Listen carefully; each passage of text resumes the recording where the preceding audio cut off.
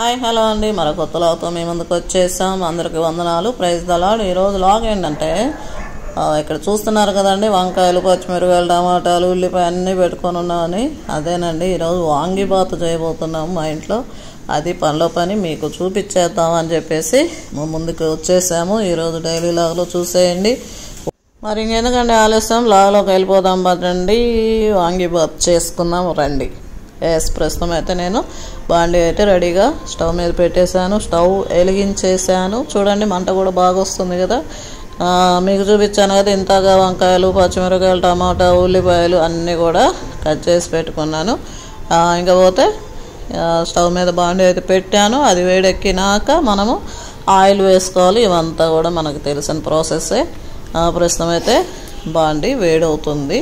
Actually Karnataka special recipe అనమాట ఈ యొక్క వాంగిబాతు. అలానే పులియోగరి, అలానే బిసిబెల్లబాతు, ఇవన్నీ కూడా కర్ణాటక స్పెషల్ రెసిపీస్. అందులో ఒకటైనటువంటి వాంగిబాతు ఈరోజు మనం చేసుకుంటున్నాము. చాలా చాలా టేస్టీగా ఉంటుందండి. ఇంతవరకు ట్రై చేయని వాళ్ళైతే చేయండి తప్పకుండా.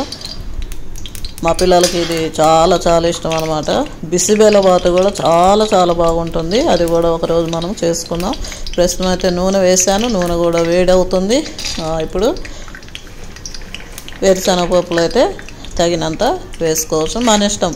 మనం పిల్లలకి ఇష్టంగా కావాలనుకుంటే ఎక్కువ వేసుకోవచ్చు, లేదు లైట్గా వేసుకోవాలనుకుంటే లైట్గా వేసుకోవచ్చు.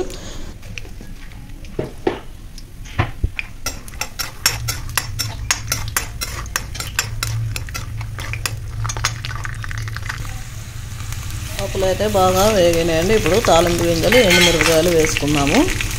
ఇవి కూడా వేగనిద్దాం. ప్రస్తుతం అయితే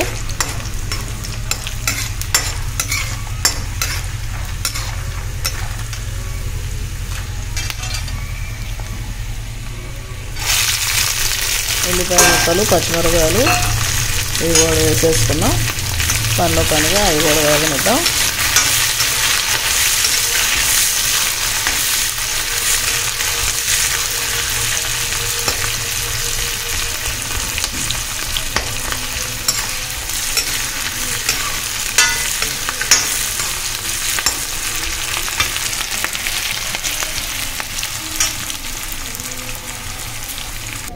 ఇప్పుడు ఇంకా నేను ముందుగానే ఇంట్లో పట్టి పెట్టుకున్నటువంటి వెల్లుల్లి, అల్లం పేస్ట్ ఒక స్పూను, ఎక్కువ కూడా అవసరం లేదు, ఒక టేబుల్ స్పూన్ వేసుకుంటే చాలు.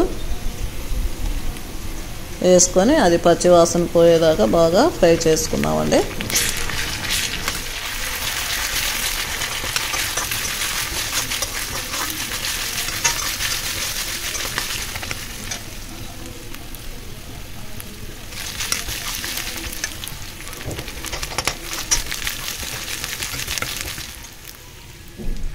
అల్లం వెల్లుల్లి వేగిన వాసన బాగా వస్తుంది. ఇప్పుడు ప్రస్తుతం వంకాయలు వేసేసుకున్నాము. వంకాయలు అలానే దాంట్లో కావాల్సినటువంటి ఉప్పు, కారం, పసుపు ఇవన్నీ కూడా మనం తర్వాత వేసేసుకుందాం ఒకదాని వెంబటి ఒకటి.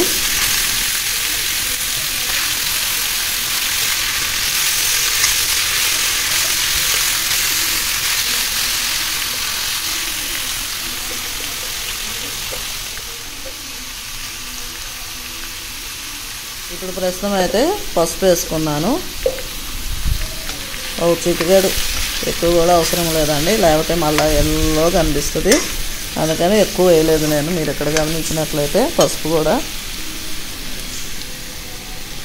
ఆ తర్వాత టమాటా, ఒకే ఒక్క టమాటా అండి, ఎక్కువ అవసరం లేదు, కొంచెం గుజ్జుగా వస్తుంది, అందుకని టమాటా వేసాను. అంతేగాని టమాటా వేసుకోకపోయినా పర్వాలేదు అనమాట. ఇప్పుడు టమాటా మెత్తబడాలంటే దీంట్లో ఇప్పుడు మనం ఇమీడియట్ ఏం వేసుకోవాలండి, సాల్ట్ వేసేసుకోవాలి. అందుకని నేను ఒక స్పూను సాల్ట్ అయితే వేసేసుకుంటున్నాను ప్రస్తుతము.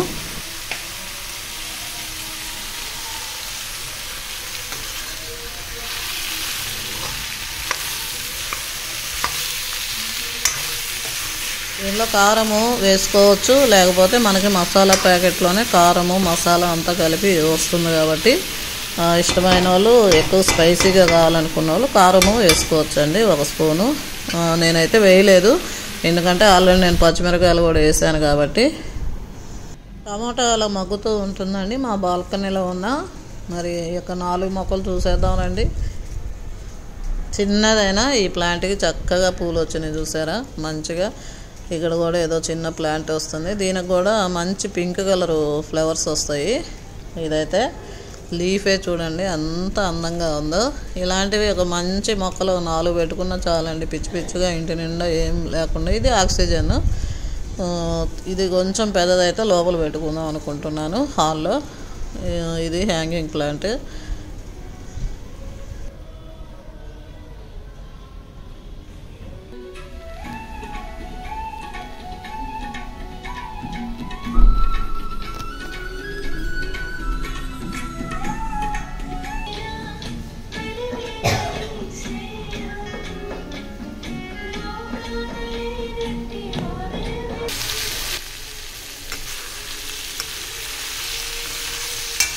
మన వాంగి పోతే ఎంతవరకు వచ్చిందో చూద్దాం రండి. టమాటా కూడా కొంచెం మగ్గినట్టే ఉంది, మెత్తబడింది. వంకాయ కూడా ఉడికిపోయింది. యాక్చువల్లీ కొంచెం స్లోగా చేసుకుంటే చాలా టేస్టీగా వస్తుంది, గబగబా చేస్తారంటే మాత్రం ఖచ్చితంగా మాడిపోతుంది. కాబట్టి నేను కూడా నిదానంగా చేస్తూ ఉన్నాను. ఇప్పుడు దీంట్లో మనం మసాలా వేయాలండి. ఇదిగోండి ఈ ప్యాకెట్ అనమాట, వాంగీబాత్ మసాలా ప్యాకెట్ అని MTRది. అండ్ ఇది వచ్చేసి 12, 10 ఉన్నది, అంతకుమించి ఉండదు. అంతే, ప్రైస్ కూడా చాలా రీజనబుల్. టేస్ట్ కూడా అదిరిపోతుందండి, మంచి స్మెల్ అయితే వస్తుంది ఓపెన్ చేయగానే.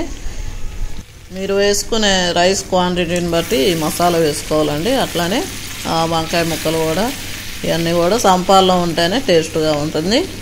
నేనైతే ఫస్ట్ ఒక ప్యాకెట్ వేసాను, మళ్ళీ అది సరిపోదని మళ్ళీ 2వ ప్యాకెట్ కూడా వేసాను అనమాట. అట్లా చూసుకొని వేసుకుంటే ఆ మసాలా తగినంత ఉంటేనే రైస్కి బాగుంటుంది అనమాట, లేకపోతే అంత టేస్ట్ అనిపించదు.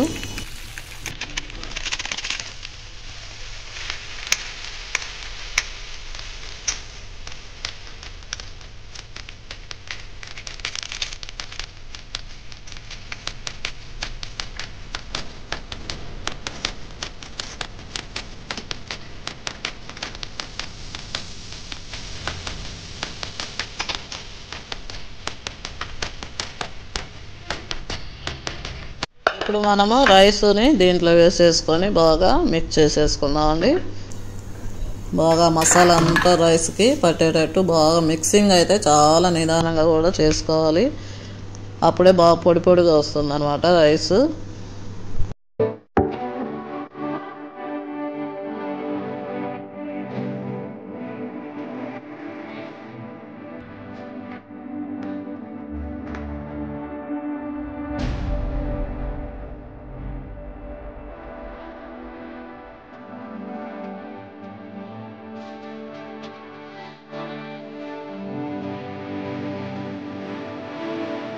రైస్ని మనం మసాలాలో వేసుకున్నాం కదండి. ఇప్పుడు బాగా నీట్గా కింద ఉన్న మసాలా అంతా ఇట్లా రైస్కి పట్టేటట్టు వీలైతే ఒక 2 గంటలు తీసుకొని బాగా మిక్స్ చేయొచ్చు.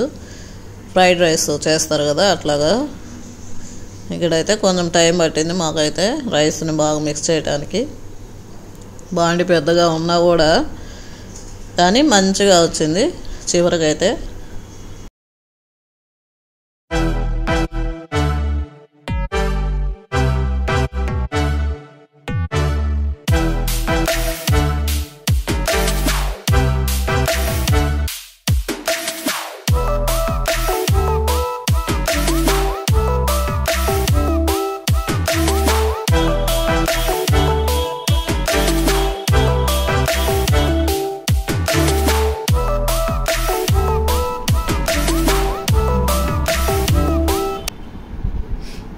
కొంచెం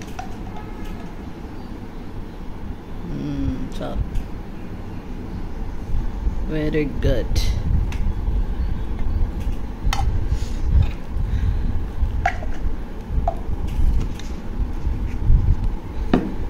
ఆ స్పూన్ తీసే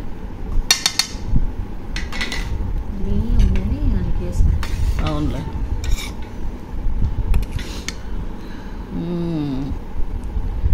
ఇప్పుడు మా హ్యాపీ టేస్ట్ చేస్తుంది.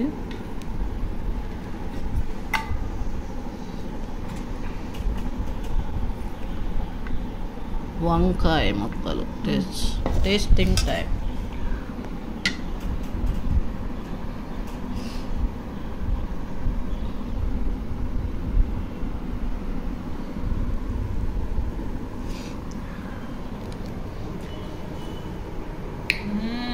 అమృతం నిజంగా చాలా బాగుంది. అదేదో ట్యాంగీ ఫ్లేవర్ వస్తుంది, పులుపు. యాక్చువల్ నేను చింతపండు వేయాల, చాలా మంది చింతపండు వేస్తారు, కావాలంటే నిమ్మకాయ పిండుకోవచ్చు. అవునా? అదే 2 టమాటాలు వేసాను అందువల్ల. బాగుందా?